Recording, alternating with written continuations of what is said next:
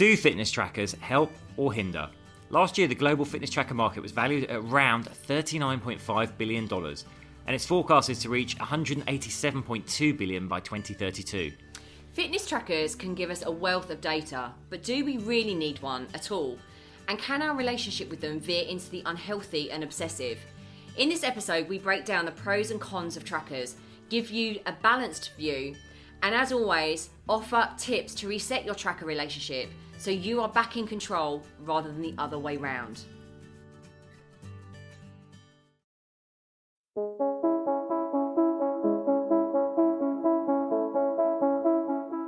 Hi, I'm James Davis. And I'm Claire Davis.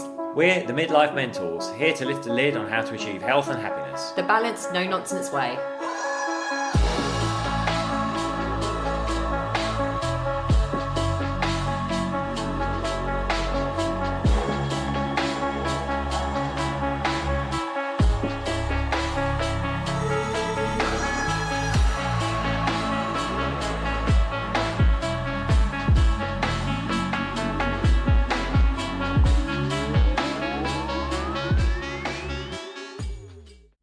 Hello and welcome to another episode of the Midlife Mentors with me, James. And me, Claire. We're a little bit late with this one again, aren't we? But we're getting it out there. We're doing it. That's the most important thing. Perfection I think we need to record 2 this week, Claire, so we get back on track, back on schedule. These normally come out on a Saturday, but it's not perfection, it's progress. That's what we tell everyone. So we're still getting it out there. So we're really, really excited to share this podcast with you.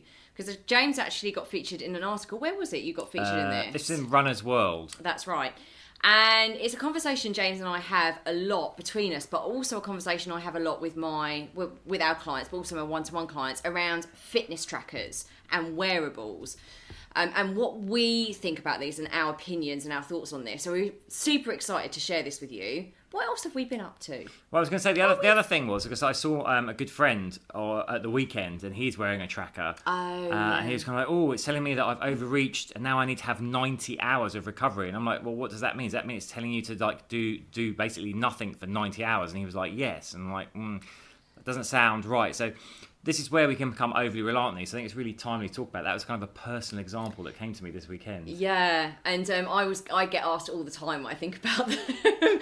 And again, this is our opinion of this, and we're going to share a very balanced approach to fitness trackers here, and then we're going to end up like we always do, pretty much always do, is with like 5 tips at the end. 5 tips on how to use them to your advantage rather than being ruled by them.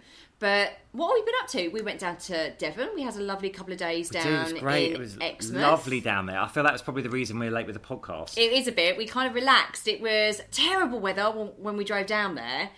Absolutely hammering it down, and then it just got lovely, and we had a lovely sunrise walk and a run on Saturday morning. And a sunrise swim in the sea. And a sunrise swim. It wasn't too cold. No, it was actually warmer than Hampstead Heath Ponds. Yeah, and if you're in the UK, of course, you'll know that we had the most miserable summer. You know, June promised a lot, and then July and August were just wet and rainy all the time. But we've now got a week of 30 degrees incoming, so and this is amazing. Particularly lovely because we've shut all of our windows in our London flat because it gets a little bit noisy sometimes.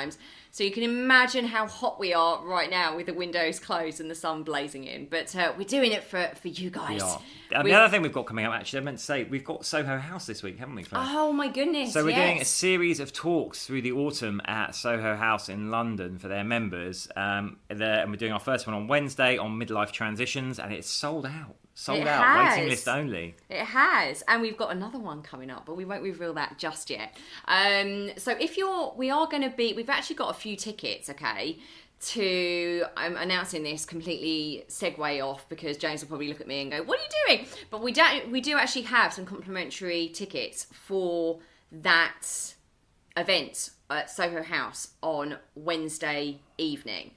And if you're not part of our Midlife Mentors Facebook community, jump in there. The link is in the show notes. If you're not in there, jump in because I'm going to announce actually something a little bit later on today about how you are going to be able to grab one of those free tickets. We've only got like 3 left. So I'm going this is brilliant. I know nothing about this. No, I know. That's why he's looking at me. Guess who does all the social media stuff? So I'm going to be announcing a little bit later how, I know it's a little bit last minute, but if you are in London or around about London and fancy getting your hands on a ticket to our event at Soho House, which is a members only club. Jump into the community, and I'll be announcing a little bit later on how you might get your hands on one of those spaces or two of those exciting. spaces. Yes, I know. We James can see us in the flesh. James is looking excited. Yes, exactly. Meet us in the flesh. Anyway, that's about it on our news. So let's dive in. We've kind of given an overview of why this is important to us, but it can be super confusing. And I think people, because we're in fitness and health, people automatically think that we are into our fitness trackers. And here's the thing, we have tried them. So I just want to give you an example, like why this is so, I suppose, so close to my heart, because this was my experience. We actually we had Whoop straps, didn't we? So really, really in-depth information. Whoop straps are really, amazing information. Incredible information. And this is about 2.5 years ago now, maybe a little bit more. And James and I wore them. And for me personally, I found it super, super intrusive. I found it I became very obsessive about it, and I know James won't mind me telling everyone that he became super obsessive about it as well. And for me, it was mainly around my sleep. So I'd get up in the morning, and rather than just thinking, oh, have I had a good night's sleep here? Was last night a good night's sleep? I'd wake up, wait for my data to load on the Whoop strap for it to tell me whether I'd had a good night's sleep. And guess what? When it told me I hadn't slept well, which is most of the time, it just brought my mood down for the rest of the day. And I'd be like, oh, I thought I had a really good night's sleep last night, but actually it turns out I didn't. What's that going to mean for my training? I'm not going to be as strong. You make all these assumptions suddenly based off what the wearable is saying. Yeah, absolutely. And I think why this is so important is obviously we've seen, I guess we're talking about the first fitness tracker. I was just thinking about this while we were talking actually. Yeah. The first fitness tracker would have been the stopwatch, right? It's like, how fast did I run that distance with the stopwatch? You're right. And then that would have been it. That was a very simple metric. And obviously, as technology has evolved, they've got more and more. So it's valued around $39.5 billion, the fitness tracker market at the moment. But it's forecast, but in 2032, so 10 years now, to be 187.2 billion. And I'm sure we're going to see things like AI integrating with fitness trackers as well. So it will coach you and all the rest of it. So it's going to grow. There's going to be more out there. There's going to be more data out there. I think the trick is to know how we can avoid being overwhelmed by this, how we can use these things to our advantage rather than letting them start to dictate our training and indeed facets of our lives as well. Yeah, because I do think people are very, very surprised when the amount of training that we do, the amount of lifting we do and all of that kind of stuff, that we don't wear fitness trackers and wearables. And like I said, for me, it just disconnected me from my body. It disconnected me from knowing my own self. It disconnected me from the joy of just going and exercising for the sake of it without actually looking, how many calories have I burned? What's my heart rate? How hard have I pushed myself here? It actually just took away the pleasure and the joy of just doing it for the fun of it. And that to me is so, so important, because I can be, my backgrounds with my body, with body dysmorphia, I can get very, very obsessive about things like that. But what a beautiful thing, actually, and I could give myself massive kudos for this, of understanding that was not something that was serving me well, and actually would start ruining my experience of just loving my body, connecting with my body, going for a run without tracking it all the time and comparing myself to the run that I did before, or comparing myself to the workout I did before, comparing myself to other people. So, yeah, I would say that's what my main reason, just jumping in here, my main reason of why I personally don't particularly like having one on my wrist. Yeah. I would say there's a caveat there, Claire, in that we've done so much training over so many years. Yes. We're very in tune with our bodies, and it's very intuitive for us to know how we're feeling and whether we have overtrained or not, and when we need recovery. That's a good point. I think this is one of the pros. We're going to come on. We're basically going to do the pros and cons of them. I guess one of the pros is, if you're not at that stage yet where you're kind of knowing your body well, in a good relationship with it, they can give you a guide to what's going on. So maybe let's just jump into pros here. So the Lancet did a published study last year. It was a systematic review, results from 160k plus participants across all age groups, and it showed that wearing a tracker helped people exercise for approximately 40 minutes extra a day and improve their physical activity long term. So that's great.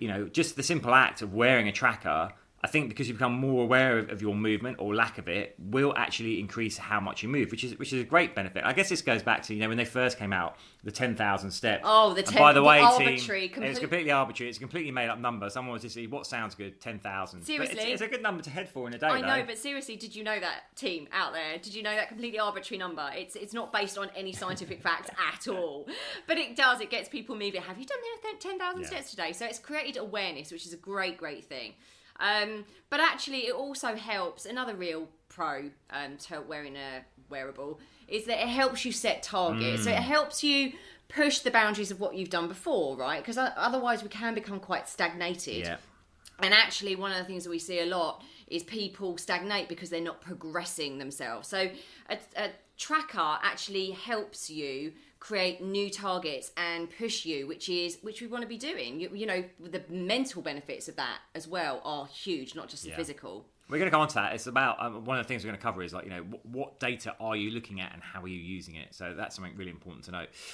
Another big benefit of them is that they can give you updates on quite crucial health markers. So not all of them obviously, but many trackers will actually alert you if there's a potential health issue in your body, like a heart issue. So that's, again, I know they have saved lives. There's been cases, trackers can be set if your heart rate goes over a certain level, they'll actually send an alert or phone a contact to let them know you potentially could be in trouble. So they are potential lifesavers as well. But I am laughing at that because there's also a negative implication of that, and it just that makes you worry all the time. Yeah. You become a real worrywart. So that's another thing that... my heart rate's 210. Yeah, what's going on? The fear. Constantly checking your health. Anyway, the other thing is that it actually really, really helps with accountability. So over time, our motivation, discipline is likely to wane. But when we're accountable to somebody or something else, like a fitness tracker, we're more likely to succeed at achieving a certain goal. So it does hold you accountable, but it might slip over into obsession. Yeah, I might say that, again, that accountability, there's two levels, aren't there? It's kind of just looking at data yourself and going, I've done it, tick that off.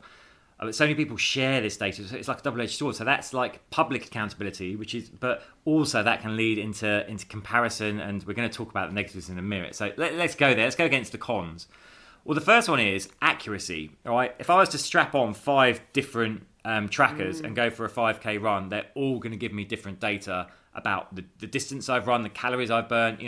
Everything's running on its own algorithm. So we need to be aware, first of all, that we're getting indicative data for a lot of the stuff there. We shouldn't take it all as gospel.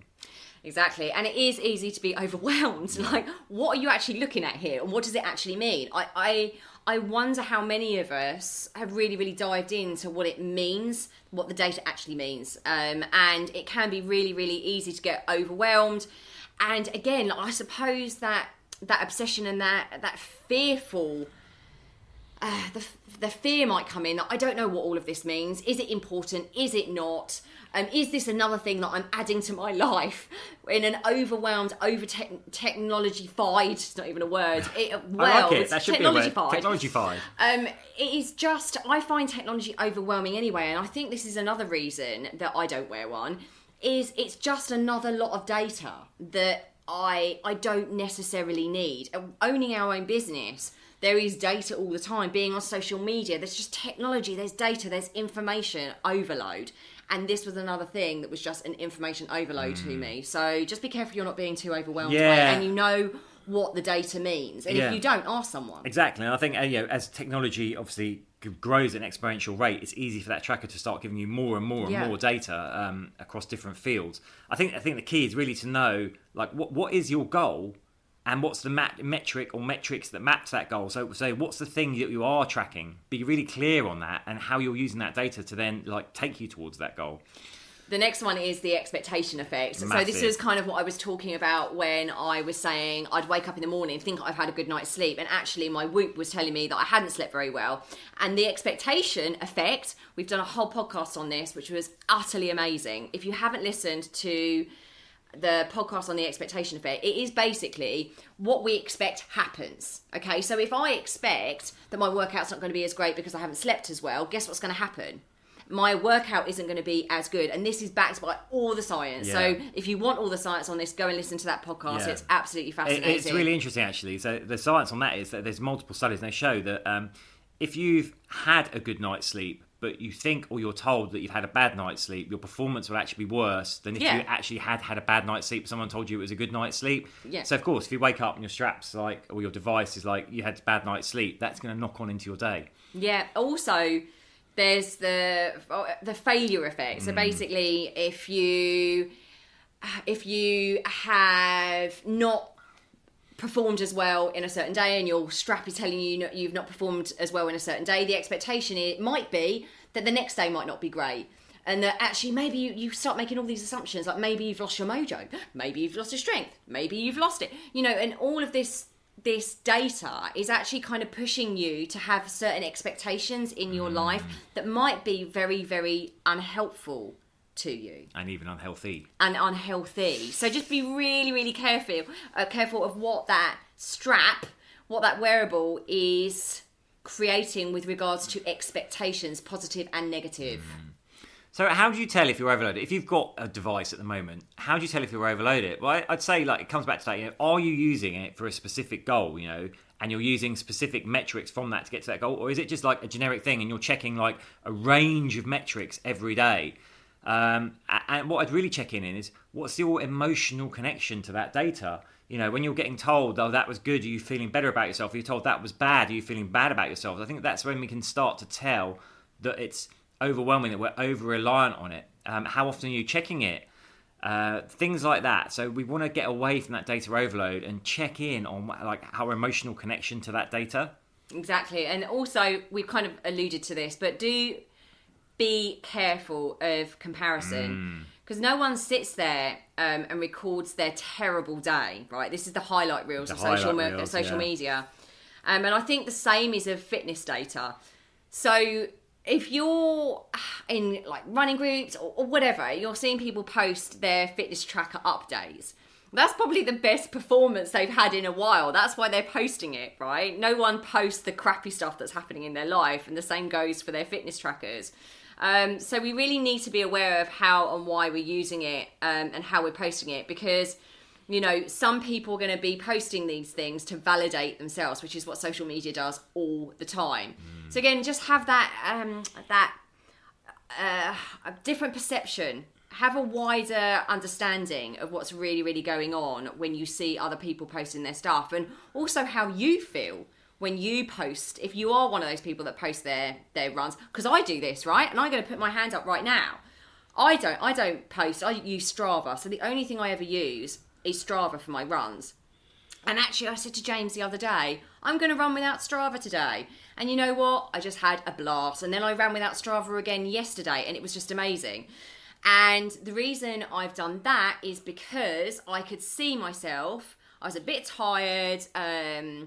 I was feeling a bit low on energy basically for weeks, so my runs weren't as good, and I was monitoring them in Strava, and I was thinking, I don't like that, I'm not as fast, that's not as good, blah blah blah, and I wasn't present with the run. I thought, sod that, I'm just actually gonna get rid of Strava for a couple of runs and see how I feel, and I feel amazing.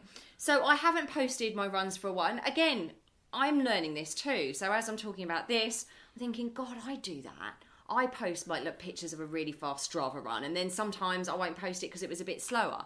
So if I'm doing it, everyone else is doing it as well, and I'm making a little commitment to myself right now not to do that. Well, it's interesting actually that they're close. So yeah, it comes back to this, like if you've got a goal, if you're in training for an event, of course you're going to want the feedback data and make sure you are improving, your training cycle is working, yes, that's right. But if we're working out just for the pleasure of working out, do we necessarily need that human-machine interface in between the experience? Exactly. Or do we just want to have the experience as a human being? Which is why I've just made that commitment. I know. Yeah. So here's how to have a good relationship with your tracker. I mean, first of all, before we get into these points, I'd just do check in on that emotional relationship with the data, and how that data is affecting you in an emotional way. Because if it is affecting you on an emotional level, then you probably do need to adjust your relationship with your tracker, I'd say.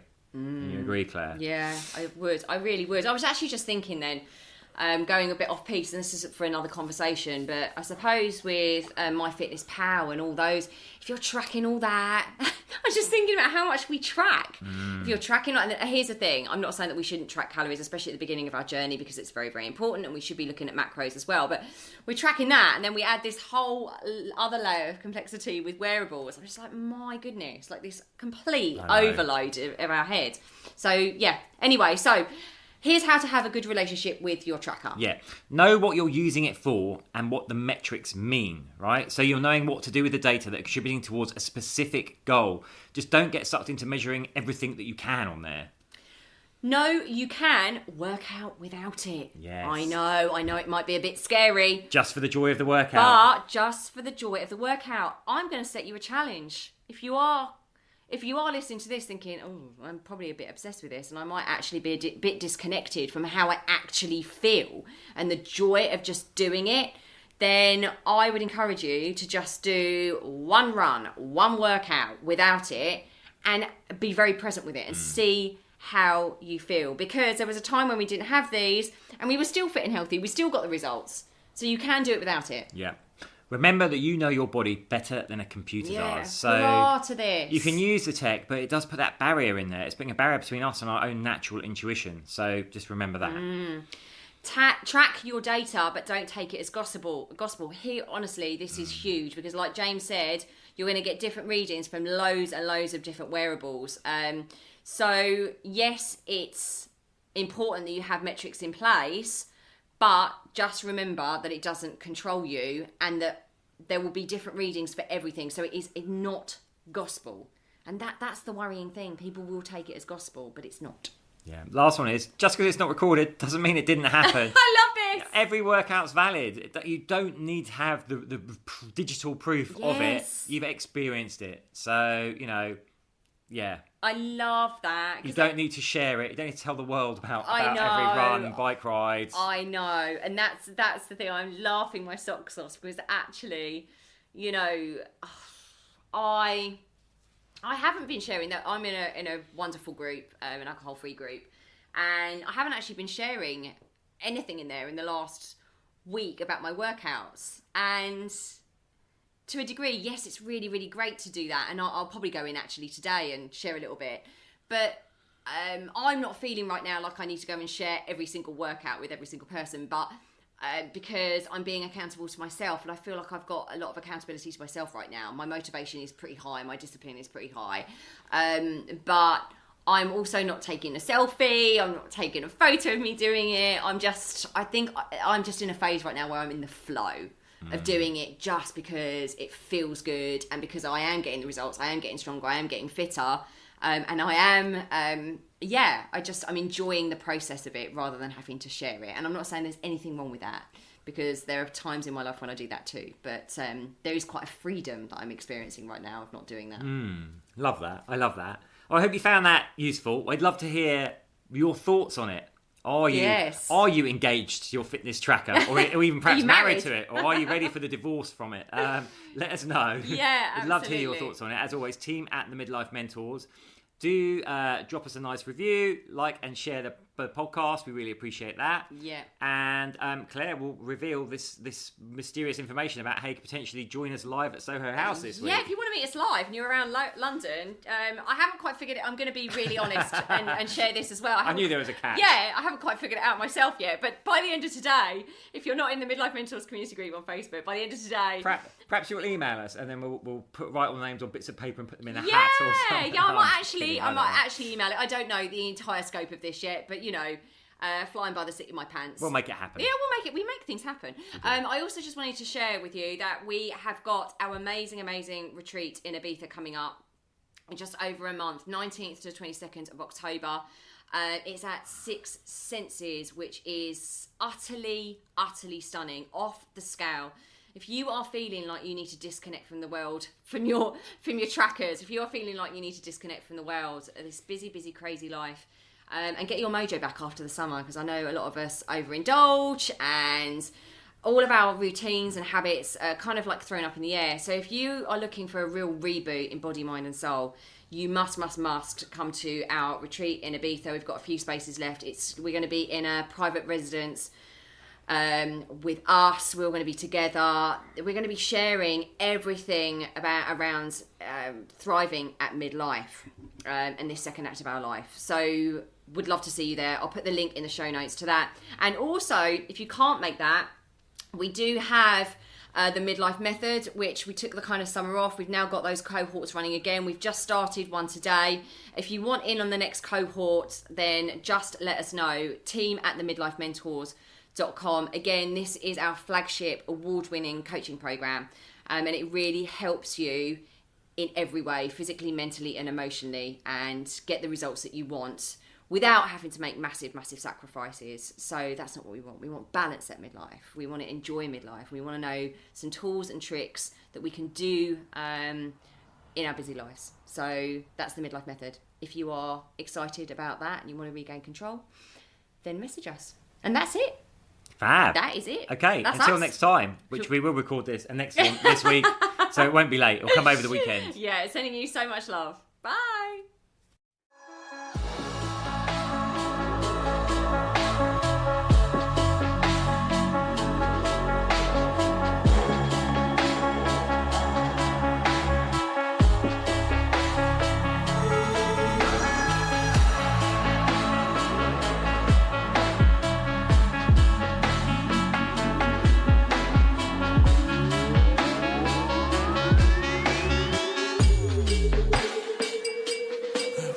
Yeah. You've been listening to the Midlife Mentors with Claire and James Davis.